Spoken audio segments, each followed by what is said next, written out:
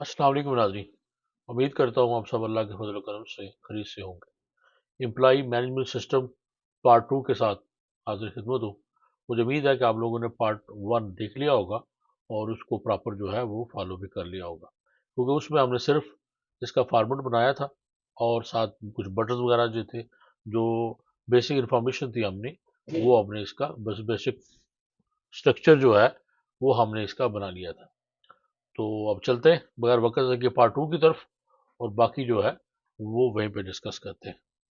तो ये जैसे कि आप देख रहे हैं कि इसके ऊपर मैंने एक इन्फॉर्मेशन ऐसे ही लिख दी है कि प्रॉपर मैंने email ID, name, designation, mother name, state, contract number, email और जितने भी इंफॉर्मेशन जो टोटल इसमें बनती थी वो सारी लिख ली है। और ये साथ मैंने जैसे कि बताया था हमें हमने एक सेम अपने डाटा एंट्री का एक हमने कॉपी पेस्ट किया था ताकि हम इसको डाटा मैपिंग के लिए इस्तेमाल करें। और जहाँ पे पिक्चर का हमारा जो है नंबर 18, तो इसको जो है वो हम एज अ पाथ यूज करेंगे पिक्चर को लोड करने के लिए। तो यहाँ पे उसका हम पाथ जो है उसको कॉपी करेंगे। तो हम डेवलपर पे चलते हैं और चलते हैं विजुअल बेसिक पे। और शीट 1 इसकी जो ऑन जो शीट है वो एक दो कोड लिखेंगे जो हमें सिलेक्टेड रो के लिए काम आएगा। तो पहले शीट को डबल क्लिक करेंगे और उसके बाद हम सेलेक्ट करेंगे वर्कशीट और राइट साइड पे होगा सिलेक्शन चेंज। तो इस पे हम लिखेंगे कि if target dot count less than 1 then exit sub. अगर तो टर्म को कुछ भी नहीं है, लेस देन 1 है, तो फिर तो वो एग्जिट हो जाएगा, कुछ भी नहीं होगा। If not intersect target comma range. अभी हम यहाँ पे रेंज देते हैं कि किस रेंज के अंदर अगर हम सेलेक्ट करें किसी भी रो को तो वो जो है हमें उसका मतलूबा हमें रिजल्ट जो है वो मिले। तो B20 यानी B20 से लेके तो R9999 जहां तक मर्जी आप रेंज इसकी दे दें, इन्वर्टेड कॉमास में लिखना है इसको, ब्रैकेट क्लोज करेंगे। यानी ये जो एरिया है, इस एरिया में अगर हम कोई भी चीज सेलेक्ट करते हैं और यार या नहीं करते तो हमें उसका रिजल्ट मिलना चाहिए। Is nothing and range.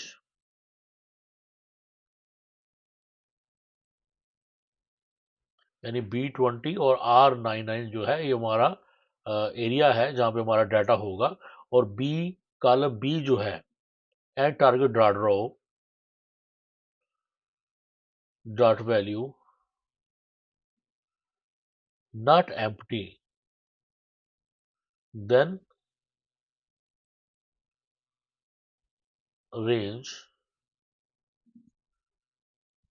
अब यहाँ पे हम रेंज देंगे कि अगर जो हमारी कॉलम बी जो है और एंड टारगेट रो जो हमारी है वो एम्प्टी नहीं है तो फिर क्या होगा, range R2 dot value equal target row. तो हमारा जो R2 है उसके अंदर हमारी जो टारगेट वैल्यू है, टारगेट रो जिसको हमने सेलेक्ट किया हुआ है उसकी वैल्यू जो है वो टारगेट रो के अंदर आ जाएगी। तो R2 जो है, R2 नहीं है बल्कि R4 है ये। जहाँ पे आपने सिलेक्टेड रो का जो हमने लिखी हुई अपनी की, तो जैसे ही हम अपना जो एरिया हमने दिया है B20 R9 के दरमियान अगर हम किसी को सिलेक्ट करते हैं तो ये देखिए ये उसको उसको कर देगा। अब ये देखिए अगर तो ये ब्लैंक है तो कुछ कुछ नहीं होगा, लेकिन अगर हम उसके ऊपर कुछ लिखेंगे डाटा होगा और हम अगर उसको सिलेक्ट करते हैं तो ये हमारी जो टारगेट रो है वो R4 के अंदर हमें मिल जाएगी। तो ये टारगेट रो जैसा कि मैंने बताया था सिलेक्टेड रो जो है, वैसे हमने SEL रो लिखा है उसका, और वैसे उसको एज ए VBA में टारगेट रो के नाम से हम उसको लिखते हैं। तो वो हमें चाहिए होती है। तो ये हमने सबसे पहले हमने कोड लिख लिया इसका टारगेट रो। अभी हम इम्प्लाई लोड माइक्रो जो है वो देखेंगे कि जैसे ऑलरेडी हमारे पास एक इम्प्लाई एंटर्ड है हमारे डाटा में और उसको सेलेक्ट करें हम तो हमारी जो टेक्स्ट फील्ड्स हैं उसके अंदर वो लोड हो जाए। और अगर हम उसको एडिट करना चाह रहे हो तो वो हम वो एडिट करके तो उसको सेव किया जा सकता है।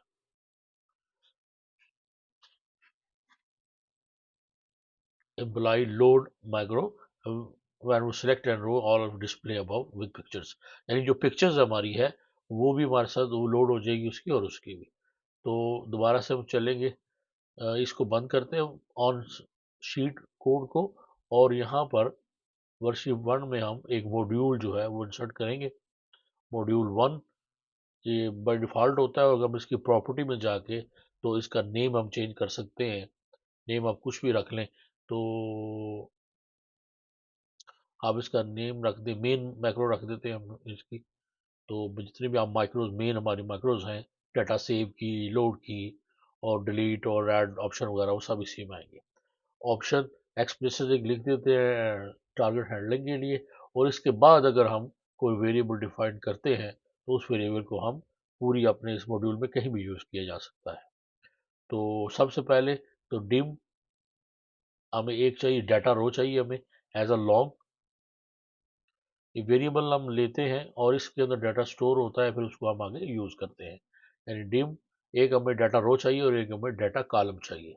ये data column DAT data column हम खुद से नाम रख देते हैं, कोई भी नाम रखा जा सकता है। और ये डाटा कॉल जो है ये मैपिंग के लिए हम इस्तेमाल करते हैं। तो सबसे पहले हमने दो हमें वेरिएबल चाहिए थे जो हमने डिक्लेयर कर लिए। सबसे पहले एक हमें डाटा रो, उसको हमने नाम रख दिया है, और दूसरे का नाम हमने रख दिया है डाटा कॉल, COL कॉल। तो अभी हम कोड पे चलते हैं कि सबसे पहली माइक्रो होगी, तो उसमें क्या हम करेंगे कि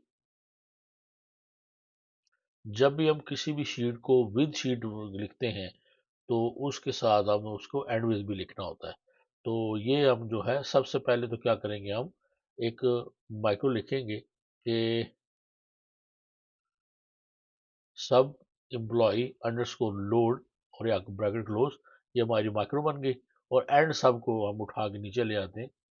ये एंड सब जो है वो सबसे जहाँ पे सब स्टार्ट होता है उसको एंड भी करना होता है। इसी तरह विद वर्कशीट हमने अगर स्टार्ट किया है तो एंड विद भी आएगा। सबसे पहले हम एक कंडीशन लगाते हैं, if dot range bracket close inverted commas दो dot value equal empty then exit sub. सबसे पहले तो हम ये देखते हैं कि यहाँ पे हमने इफ डॉट रेंज कौन सी कंडीशन लगानी है। तो ये क्या होगा, R4, अगर तो हमारी R4 जो है वो एम्प्टी है, यानी R4 के अंदर कुछ भी नहीं है, तो फिर तो कंडीशन ये है कि हमें कुछ भी इसमें चेंज नहीं आएगा। ठीक है, यहाँ पे लिख दें हम R4। तो ये कंडीशन एक होगी हमारी कि R4 जो है वो एम्प्टी नहीं होनी चाहिए, अदरवाइज कोई रिजल्ट नहीं मिलेगा। उसके बाद डॉट रेंज, जब हम विद शीट कर लेते हैं तो फिर डॉट रेंज बार बार शीट का नाम लिखने की जरूरत नहीं है, अदरवाइज शीट 1 हमें बार बार लिखना पड़ेगा, sheet 1 dot range, sheet 1 dot ऐसे। Dot range dot value equal true. अब ये डॉट रेंज डॉट वैल्यू क्या है, ये हम सेट एम्प्लॉय लोड को जो है वो ट्रू करेंगे। तो डॉट रेंज आगे इन्वर्टेड कॉमर्स में क्या लिखना है, वो हमने लिखना है ये जो हम लोड एम्प्लॉय वाला। तो ये इसका रेफरेंस क्या है, R6। तो R6 जो है डॉट वैल्यू ट्रू हो जाएगा, तो हमारा एम्प्लॉय जो है वो हो गया, ट्रू हो गया। और उसके बाद डाटा रो जो है, जो आपको ऊपर हमने वेरिएबल एक डिफाइन किया हुआ है, वो कैसे हमें मिलेगी, dot range data row equal dot range R4 dot value, ये हमारी डाटा रो आ जाएगी। यानी R4 के अंदर जो भी हमें वो मिलेगा वो हमारी क्या होगी, डाटा रो हो जाएगी। आप ये हम सिलेक्टेड रो कह लें, हम इसको डाटा रो कह लें। यानी जो हमारी सिलेक्टेड रो है उसको हमने डिफाइन करा दिया डाटा रो में, यानी हमारा जो वेरिएबल था डाटा रो उसके अंदर हमने इसको स्टोर करा दिया। तो अब क्या हम लिखेंगे कि फॉर डाटा कॉल, अब यहाँ पे फॉर लूप लगाएंगे डाटा कॉल हमारे वेरिएबल के साथ, और इक्वल, अब हमारा डाटा कॉलम जो है वो क्या होगा, तो उसको हमने यहाँ पे डिफाइन करना है। और उसी के थ्रू जो है वो हमने डाटा अपने टेबल में से अपने टेक्स्ट फील्ड में से लेके जाना है। और बिल्कुल इसका उल्ट जो है वो टेक्स्ट फील्ड से डाटा जो है टेबल में जाएगा, वही सेव डाटा वाली ऑप्शन इसमें आएगी। तो यहाँ पे अगर हम देखें, ये कॉलम अगर हम देखें जो 18 है, तो लास्ट कॉलम हमारा 18 है, तो 2 से लेके कॉलम नंबर 2 से हमारा डाटा स्टार्ट हो रहा है और जा रहा है हमारा 18 तक। तो फॉर डाटा कॉलम 2 टू 18, जब हम फॉर करते हैं तो नीचे नेक्स्ट भी करते हैं, सेम नेक्स्ट डाटा कॉल, और इसके दरमियान में फिर हमने उसका कोड लिखना होता है कि डॉट रेंज। अब सेल्स, अब यहाँ पे भी हमने सेल्स के जो रेफरेंस दिए हुए हैं उसको हमने उसके रेफरेंस से हमने इसका डाटा लेना है, डॉट सेल्स। उसके बाद अब देखते हैं कि रो इंडेक्स क्या है हमारा, रो नंबर 18 है, 18। उसके बाद कॉमा, इंडेक्स हमने दे दिया, फिर डाटा कॉल, यानी सेल्स में हमारी रो को फाइंड करेगा, उसके बाद डाटा डाटा का जो कॉलम है यानी वो मैच होगा dot value dot equal dot value equal. अब ये किसके इक्वल होगा, डॉट सेल्स, उसके बाद डाटा रो, और उसके बाद data column, data call dot value. इसको हमने कोड को थोड़ा एडजस्ट करते हैं और नीचे आ जाएगा अन एरर। अगर इसमें कोई एरर आता है तो रिज्यूम नेक्स्ट, वो नेक्स्ट पे चला जाएगा, हमें हमारी विंडो जो है वो शैडो नहीं किल नहीं होगी। डॉट शेप्स, आगे हमारे पास अगर कुछ शेप्स हैं तो उसका हमने देखना है कि उसको कैसे डिस्प्ले कराना है। अब हमारी फिलहाल तो डिस्प्ले जो हो रही है वो ऐड न्यू और डिलीट वाली डिस्प्ले हो रही है। तो फिर ऊपर इम्प्लाई पिक्चर डॉट डिलीट, जो पहले जो इम्प्लाई पिक्चर होगी ऑलरेडी बनी हुई, तो वो सबसे पहले तो उसको डिलीट करेंगे और नई पिक्चर वहाँ पे लोड हो। डॉट शेप्स इम्प्लाई पिक, ये हमने नाम रखा उसका, और डॉट डिलीट। उसके बाद on error go to zero. इसके बाद हम एरर हैंडलिंग के लिए गो टू ज़ीरो लगा देंगे इसको। और उसके बाद if dot range dot value के फॉल्स, अगर जो है वो लोड इम्प्लाई वाली जो रेंज है वो फॉल्स होती है, यानी जो R6 जो है वो फॉल्स है,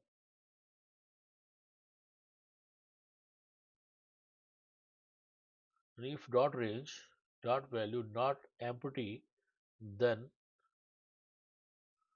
जो होगा वो डिस्प्ले पिक्चर हो जाएगा, यानी इसको पिक्चर को डिस्प्ले कर देंगे। यहाँ पे हम कर देंगे,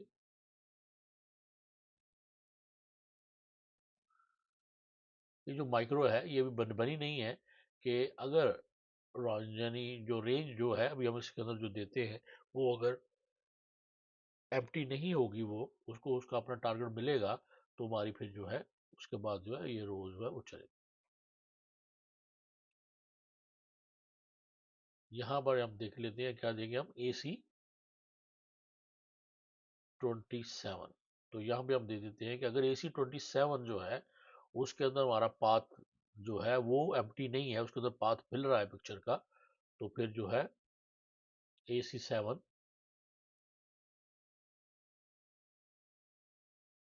और एम्प्टी नहीं है वो, तो फिर हमारी माइक्रो चलेगी। फिलहाल हमने इसको कमिट कर दिया है और जैसे हम इस माइक्रो को जो हम लिखेंगे तो या उसके बाद ये काम करेगी।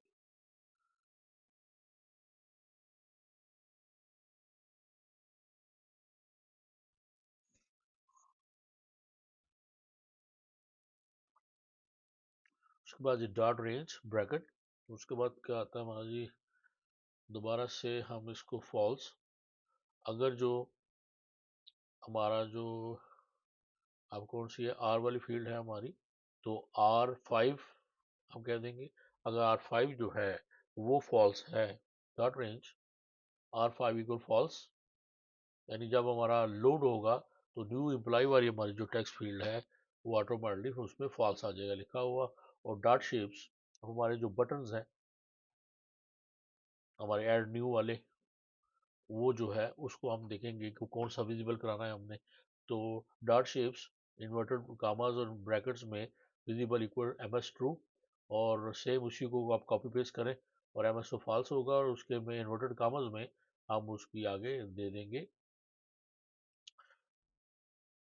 Dot value equal false. तो ये 3 हमने कोड लिखे, अब हम इसका रेफरेंस दे देते हैं। तो सबसे पहले तो ये होगा कि लोड एम्प्टी जो है, यानी इम्प्लाई लोड जो है, उसमें क्या आ जाएगा, वो R6 जो है डॉट वैल्यू इक्वल फॉल्स हो जाएगा। R6 के अंदर फॉल्स आ जाएगा। और उसके बाद शेप जो हमारी है, इसको एड जीआरपी है एक हमारा, और एक सेव जीआरपी, हमने दो नाम रखे थे। अगर आप इसको देखें, हमने जैसे ग्रुपिंग की थी, तो यहाँ पे हम कर देंगे कि A D D G R P, एक एड जीआरपी जो है वो हमारा फॉल्स हो जाएगा।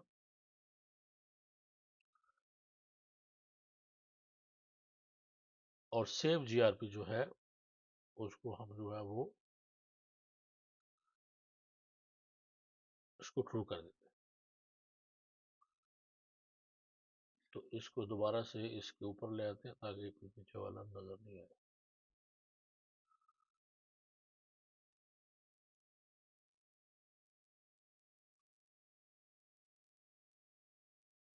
जी, तो सेव जीआरपी हमने विजिबल जो है वो ट्रू कर दिया, और उसके बाद ऐड न्यू ऐड जीआरपी जो है वो उसको फॉल्स कर दिया। R6 को हमने उसमें फॉल्स आ जाएगा। तो ये हमारा कोड, इम्प्लाई लोड का हमारा कोड ऑलमोस्ट हो गया कंप्लीट। जैसे ही हम इम्प्लाई को क्लिक करेंगे, तो ये देखिए, अगर हम उसको चेक करते हैं, एंड विद विदाउट विद, तो ये इफ जो है, हमने इफ जो लगाया हुआ है, इसका एंड इफ नहीं लगा हुआ, इसलिए वो जो है उसका वो एरर दे रहा है। अभी हम जो है एंड विद के साथ लगाएंगे, तो एंड विद आ जाएगा यहाँ पर। एंड विद का इसलिए आ रहा था कि ऊपर जो इफ वाली ऑप्शन है, वो उसकी माइक्रो में नहीं लिखी हुई थी, इसलिए वो एरर दे रही थी। तो ये हम सेट करते हैं, हमें 20 लिखा आ जाता है, लेकिन ऊपर हमारे डाटा में जो नहीं आ रहा, उसके साथ जो है वो हम अभी हम उसको कंप्लीट करेंगे, ताकि वो जो है हमारा प्रॉपर इम्प्लाई लोड वाली जो हमारी है उसको प्रॉपर हम देखते हैं। तो इम्प्लाई लोड को कॉपी करेंगे हम, और हम लेके जाएंगे इसको ऑन स्क्रीन जो हमने कोड लिखे थे वहां पे। तो यहाँ पे हम लिख देंगे इसको कि जैसे हम किसी को सिलेक्ट करें, तो ये माइक्रो चले। यहाँ पे हम इसकी सिंबल लिख उसको कॉपी कर देंगे, इम्प्लाई लोड वाली माइक्रो का नेम, और कमेंट कर देंगे रन दिस माइक्रो। जैसे ही हम अपने टारगेट एरिया में किसी भी को सिलेक्ट करेंगे, तो ये माइक्रो जो है हमारी चल पड़ेगी, और ये आएगा अंडर वर्कशीट कोड के अंडर सिलेक्शन चेंज में। तो सेव करें हम, और अगर हम इसको करते हैं, तो ये देखिए, जैसे हमने उसको सिलेक्ट किया, तो हमारा पूरा डाटा जो है वो हमारे टेक्स्ट फील्ड में आ गया है। तो पिक्चर चूंकि अभी हमने लोड नहीं की हुई, इसलिए पिक्चर वाला जो है वो नहीं आया। पिक्चर की आपने जो माइक्रो है वो भी अभी नहीं चलेगी। तो ये हमारा पूरा डाटा जो है ये हमारा आ गया। ये डाटा लोड जो है वो हमारा प्रॉपर जो है वो अभी इसका काम कर रहा है। तो एक छोटा सा हमारा जो काम था वो हो गया, कि अभी हम डाटा लोड वाला, अब जो सेव वाली ऑप्शन है वो तो सेम बहुत इजी है। बिल्कुल इसी का उल्टा है, कि हमने डाटा से ऊपर लेके आए और वहां से हमने दोबारा से डाटा में लेके जाना है। तो मेरे ख्याल में वो जो है वो भी बहुत इजी है। और चलो नेक्स्ट हम अब चलेंगे उसकी नेक्स्ट माइक्रो की तरफ, सेव वगैरह माइक्रो पे काम करेंगे। तब तक के लिए आप इतना कीजिए और मुझे दीजिए इजाज़त। अपना बहुत ख्याल रखिए, मुझे भी दुआ में याद रखिए। अल्लाह हाफिज़।